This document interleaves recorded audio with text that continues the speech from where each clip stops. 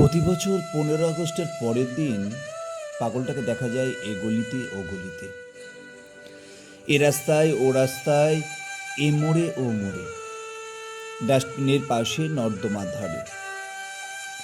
সকাল থেকে রাত পর্যন্ত চষে বেড়ায় শহরের এ কানা থেকে সে কানা, কাঁধে বস্তা নিয়ে। সকালবেলা কৌতূহলবশত জিজ্ঞাসা করেছিলাম, তোমার নাম কি? বলেছিল ক্ষুদিরাম। দুপুরে দেখলাম পোস্ট অফিসের সামনে ডাস্টবিনে হাত ঢুকিয়ে কী সব খুঁজছে। বললাম, কি খুঁজছো ক্ষুদিরাম? উত্তর দিল, আমি ক্ষুদিরাম নই, প্রফুল্ল চাকি। অবাক হলাম। বিকালে আবার দেখা হলো। বললাম, প্রফুল্ল চাকি, চা খাবে? ও বলল, আমার নাম কানাইলাল। এবারও বিস্ময়। সন্ধ্যের মুখে বড় রাস্তার মোড়ে জটলা থেকে থমকে দাঁড়ালাম। জিজ্ঞাসা করলাম, কি হয়েছে? ভিড়ে থেকে একজন বলল, একটা চোর ধরা পড়েছে।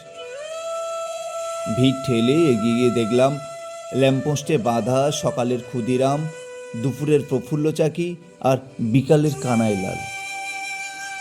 পাশে মাল বোঝাই বস্তা, যা ছিল সকালে খালি।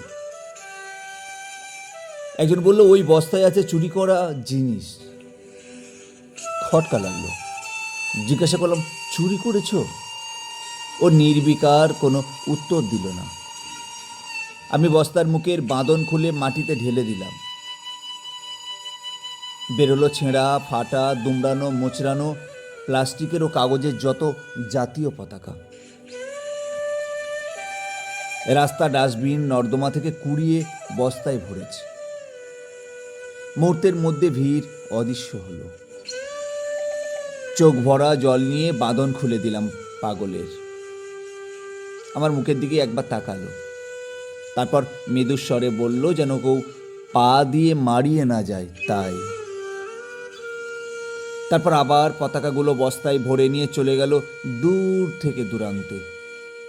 আমি দাঁড়িয়ে রইলাম স্থাণুর মতো, অপার বিস্ময় আর যন্ত্রণা বুকে নিয়ে।